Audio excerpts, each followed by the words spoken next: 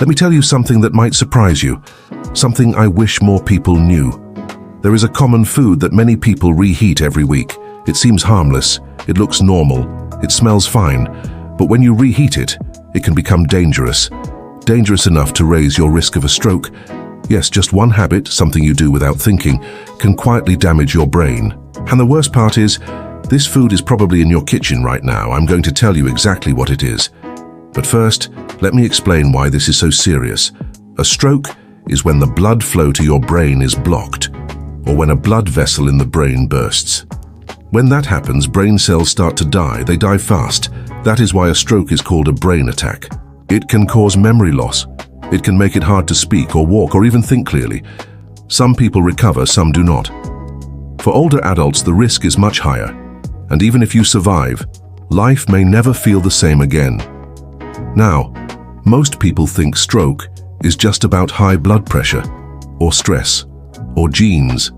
And yes, those matter. But there is something else that affects stroke risk. Your food, what you eat, and even more important, how you prepare your food. Now here is the shocking part. When you reheat some types of food, the heat causes chemical changes. The food changes in a bad way, and those changes create compounds that are harmful to your blood vessels. They can increase inflammation. They can damage the lining of your arteries. They can raise your blood pressure. They can even increase the thickness of your blood. All of these things raise the chance of a stroke. This is not just a theory. It is something that has been seen in studies, and it makes perfect sense when we think about how the body works. Let me give you a simple example. Have you ever cooked oil in a pan, then used that same oil again the next day? Maybe to fry an egg, or warm up some food. You think, it is just oil, no big deal. But that oil is no longer the same, it has changed. It may now contain something called oxidized fat. Think of oxidized fat like rust in your body. It clogs things up, it causes stress in your blood vessels, and it can trigger a stroke. In one study, researchers found that animals who ate repeatedly heated oil had more artery blockage, more inflammation, more stroke markers. Now humans are not rats, but the message is clear. Repeated heating of oil is not safe, especially not for the brain. Now let us talk about one specific food, the one I am most worried about, the one that shocks me the most. It is reheated vegetable oil. Yes, vegetable oil. The kind used for frying, or sautéing, or even in pre-cooked meals from restaurants. When you use it once, it is already a little unhealthy. But when you reheat it, it turns toxic, literally. Toxic compounds like aldehydes form. These can damage your DNA, damage your blood vessels, damage your brain. How common is this? Very common. Fried chicken, fried fish, French fries, frozen meals, even takeout. Most of these are made using reheated oil. Sometimes the oil has been used many times before you even get your meal. Let me explain it this way. When you eat food fried in fresh oil, it is like walking through fog. But when you eat food fried in reheated oil, it is like walking through smoke. You are breathing in more damage, and your body pays the price. That is why countries like India, Malaysia, and even parts of Europe have issued warnings. Some have even banned the repeated use of cooking oil, because the link to stroke and heart disease is getting clearer. And remember this, your brain depends on healthy blood flow every second. If that blood is full of toxic leftovers from reheated oil, your brain suffers. Maybe not today, maybe not tomorrow, but over time, the damage adds up. So now you know. Reheated vegetable oil is dangerous, but that is not the only problem. There is another food that becomes risky when reheated.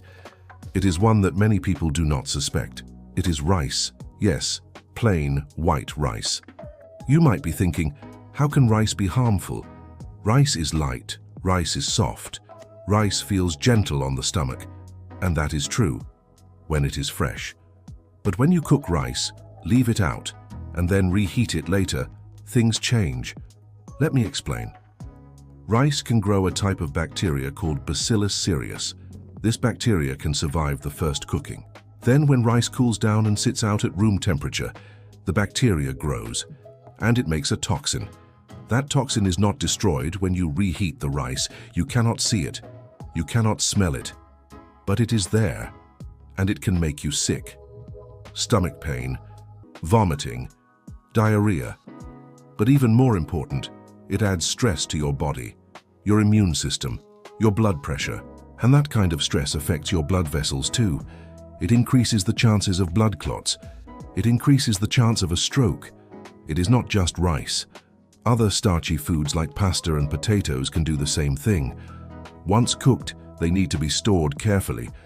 If not, bacteria grow, and reheating does not always kill the toxin. Now you may be wondering, what should I do then? Do I need to stop eating rice?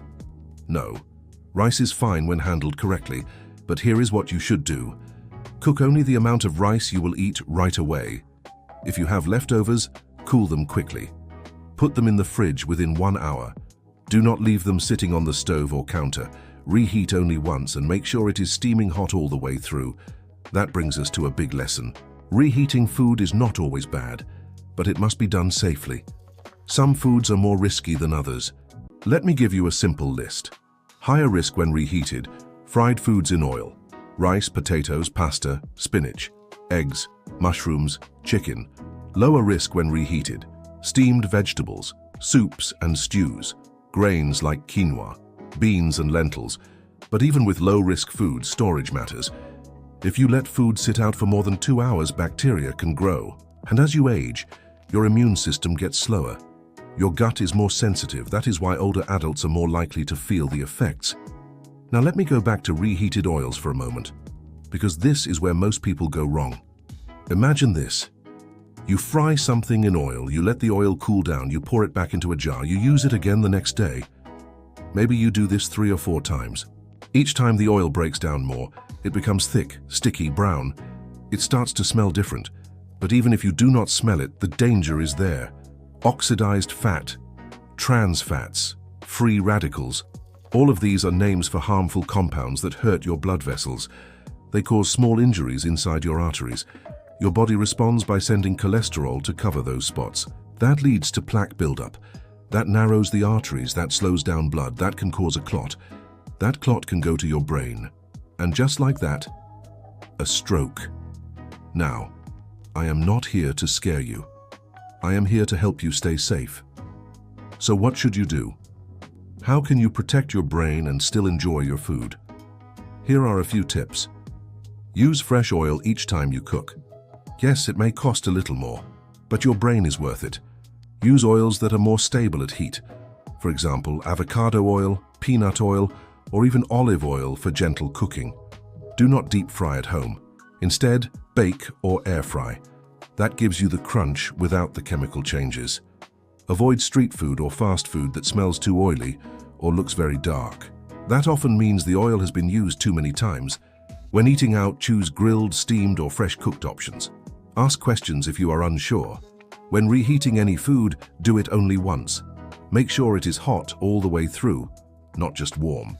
Store leftovers in shallow containers. Cool them in the fridge quickly, within 1 hour after cooking. Label your leftovers.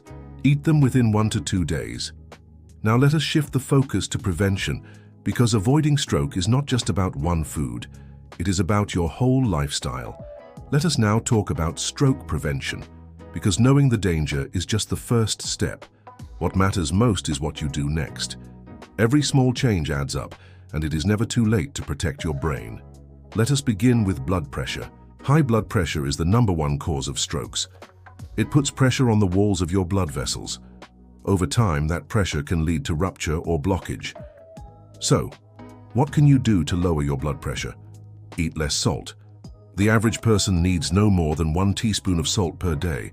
That is about the amount in 1 bowl of instant noodles. But many people eat double or triple that without realizing. Salt hides in processed foods, canned soups, cold cuts, soy sauce, pickled foods.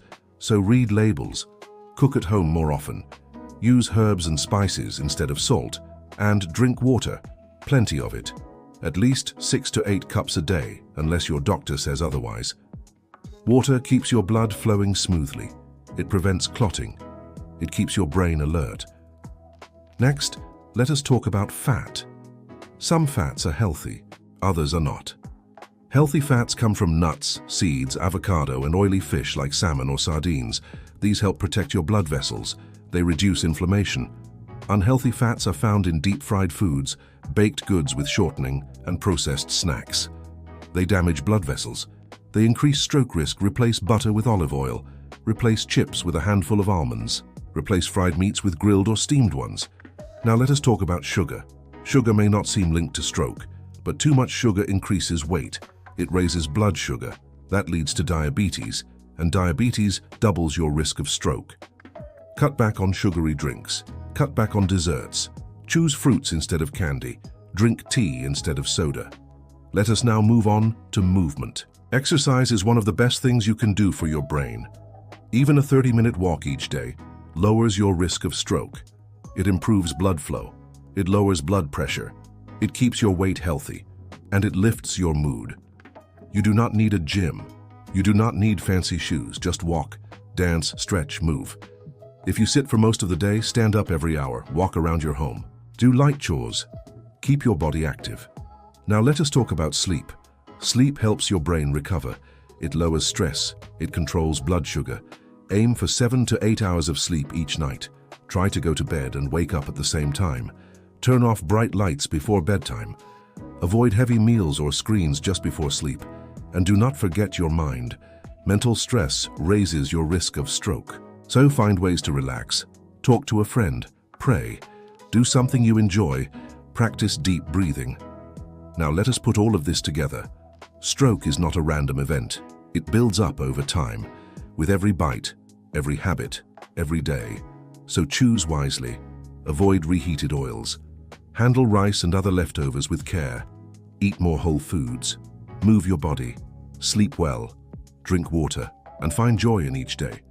Your brain is the most powerful organ you have. It controls your thoughts, your memories, your life. So protect it. Let me finish with this reminder. You are not powerless. You can make changes. You can reduce your risk. You can live longer, stronger, and clearer. Start with just one thing today. Maybe it is tossing out that old oil.